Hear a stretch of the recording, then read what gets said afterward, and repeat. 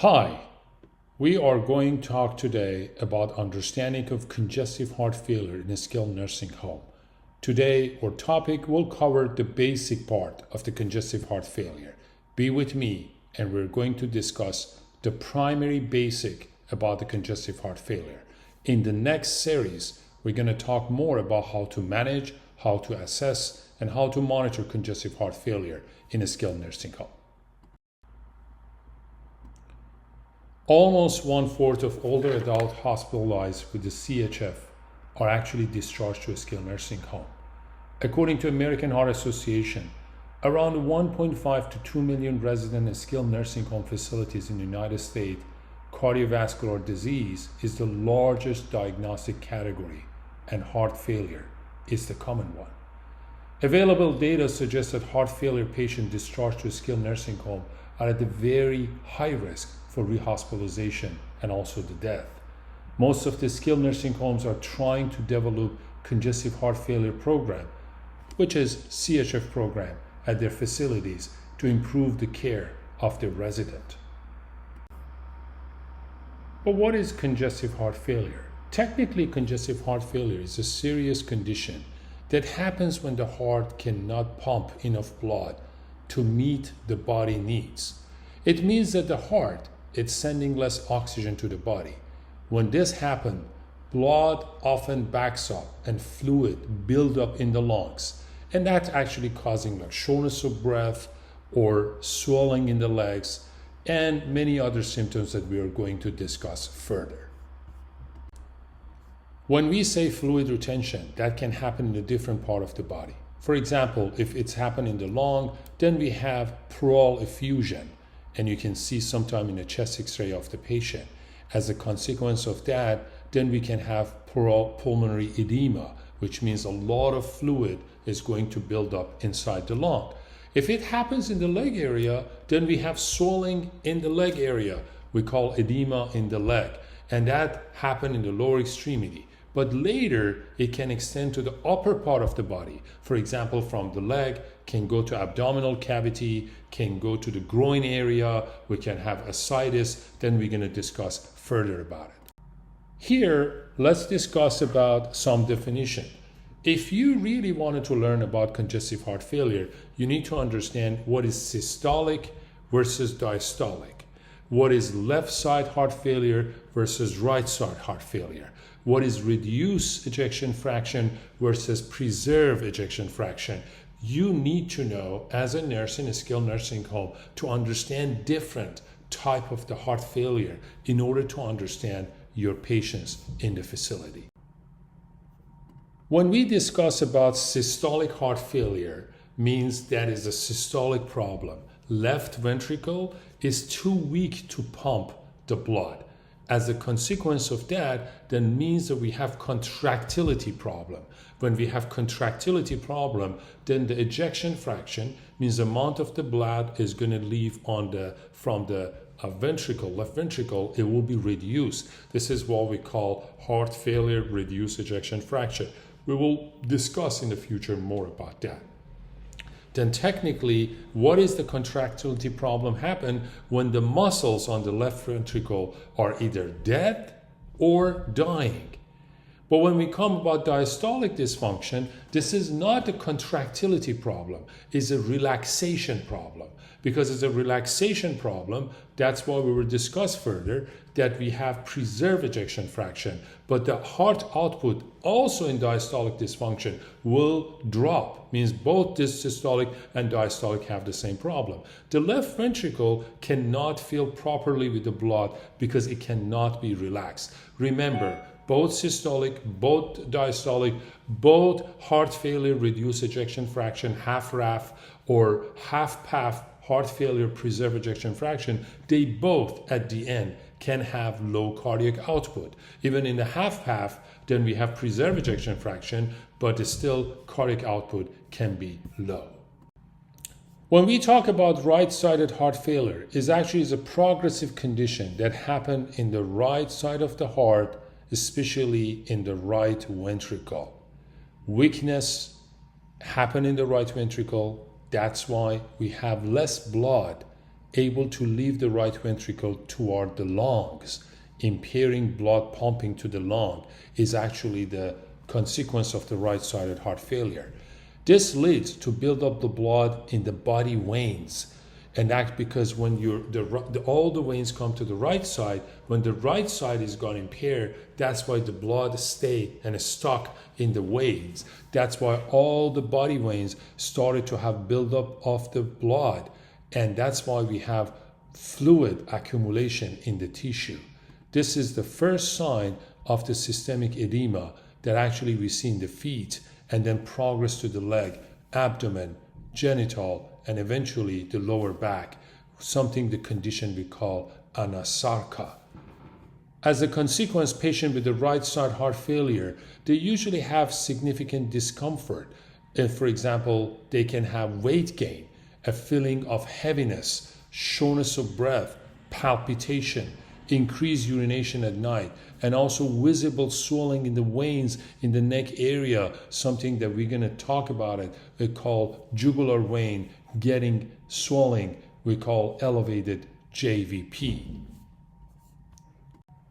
But when we talk about left-sided heart failure, this time the left side of the heart, or left ventricle, cannot pump enough blood, so the fluid start to build up in the lungs, and that's why we have fewer oxygenation deliveries to our body tissue. We have less oxygenation. That's why people with the left-sided heart failure, they have more shortness of breath, especially with activity. We call dyspnea of exertion. They actually get worn with walking. When bending over, lying flat, they get extremely shortness of breath because lack of oxygenation. Patients complain of fatigue and weakness. On the side, building fluid in the lung actually causes some of the pulmonary symptoms. For example, they can have cough. At the same time, sign of the low oxygenation can cause the lips and the fingertips to become more bluish, as you see in the color. Because of the left side heart failure, less blood flow pumps to the brain. That's why people with the left side heart failure, they can have a problem with thinking, concentrating. They may going to be, in the very severe cases, extremely confused. But what can cause the left-sided heart failure? One of the main reasons is death or dysfunction of the myocardium, which is the muscle of the heart. And that reason, the heart cannot have contractility. And the main reason for that is the circulation to the muscles or death. What can cause that? Coronary artery disease or myocardial infarction. Somebody had a heart attack in the past and the part of the heart muscle is dead, is gone. And this is why these people can have the left side heart failure later in their life. One of the other cause of the left heart failure is a long-standing hypertension. People with the high blood pressure, they can have increase in arterial pressure. And that's why it's harder for heart to pump against the increased pressure in the heart artery in front of it. To compensate for this issue, the heart muscle will be bulkier or become hypertrophy. It is like you let the heart go to the gym 24 hours, 7 days a week, and all you need to do is asking to do bodybuilding non-stop. The heart will be very muscly. The heart will be very bulky. This is a problem for long-standing hypertension. In some people, the reason that they get heart failure is dilated cardiomyopathy. What does it mean is actually the ventricle becomes larger and it stretched the muscles wall, and over time it causes the weakness of the ventricle because the heart muscles get more weak, the contraction is going to be much more weak, and it causes systolic heart failure as the consequence of this situation, most of the time on the left ventricle. The left side heart failure can also be diastolic, which, as we discussed, we see the ventricle become much more stiff and thick chambers, and as a consequence, the filling blood will be less in the ventricle, and as a consequence, even the ejection fraction is preserved, but the cardiac output is actually low. There is exactly on the picture, systolic, heart cannot pump, diastolic, heart cannot fill with the blood. Either systolic or diastolic heart failure can cause low cardiac output. As a consequence, we have less perfusion of the blood toward the different organs. We talk about brain, but one of the major one is a kidney. Kidney get less perfusion. The consequence of the less perfusion will be activation of what we call RAS system, renin, angiotensin, and aldosterone, and we have more aldosterone. This is so important to know because when we talk about pharmacological management and how we treat the heart failure, this is what you need to know, and this is what you need to understand at the basic. As you know, aldosterone is a hormone we call mineralocorticosteroid, and that helps to regulate water and salt leaves in the body and is essential for the healthy blood pressure. Overall, in the normal situation, when our blood pressure drops or we have less blood perfusion to the kidney, aldosterone will affect the kidney, make more sodium reabsorption, and decrease potassium excretion. That helps to increase blood pressure, but keep more water and more salt in the bloodstream. This is perfect for a healthy person when they have a low blood pressure, but not for the heart failure person. Because in a heart failure, we have abnormally more aldosterone, and that means we actually going to be reabsorbing more water and salt. And that makes the edema get worse and worse. Let's talk here about the major clinical issues. As we discussed, when we have for example, left side heart failure, there is going to be backed up more blood in the lungs, and that's increased the pressure inside the pulmonary arteries. That's why the fluid, as you see in the photo, is actually goes to interstitial space, and that's why we have more fluid going there, and we call pulmonary edema or pulmonary congestion.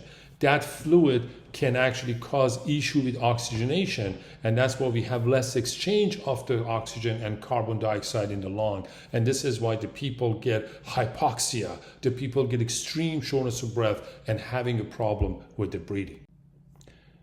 Because of the fluid in the lung, that's why we're starting to have abnormal lung sounds called crackles. One of the basic things that all the nurses should hear, should understand what the crackle is, because that can help you to understand the abnormality of fluid in the interstitial tissue and the pleural space. Let's listen to the crackle sounds.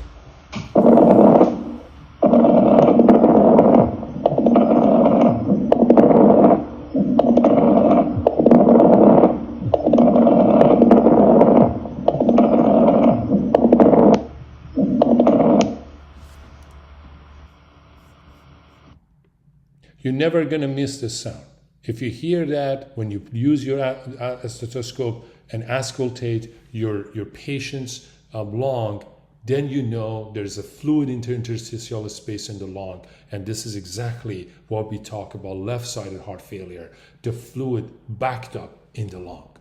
As we discussed, when we have the left side heart failure, the fluid backs up in the lung. We have pleural effusion, we have fluid in the lung, we have pulmonary edema. When it comes to the right side, it's the fluid backed up in the veins in the body, congestion in the vein that can be in the neck, as you see in the picture, that for example cause here, and I see it here for you, show it for you here. Do we have JVP or elevated the neck jugular vein, or we have in liver or spleen that can happen as well. Other place that fluid backup, as I said, in the veins, it can be edema in the legs, and as they extended toward the body, as we discussed at the beginning, can cause fluid to go to the peritoneal area, and that actually cause ascites, exactly like somebody has liver failure, but that's reason is heart failure. The fluid goes to the peritoneal space and cause ascites. When the fluid accumulates in the lung, as we discussed, called dyspnea or shortness of breath, especially with exertion, when they walk, when they bend over, it's going to be worse.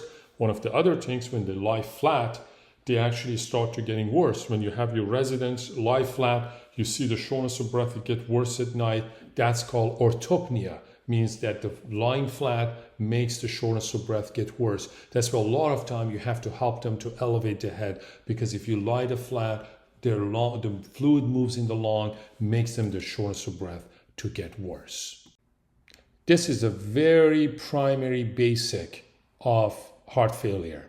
In the next session, next week, we will discuss more about what does it mean with the basic of the right side, left side, and versus the treatment, because that can help you to understand the assessment of the patients with the heart failure. And then later, through the next series, we can discuss about how to monitor and how to manage a residents with a heart failure in a skilled nursing home facility. Thank you for being with me today.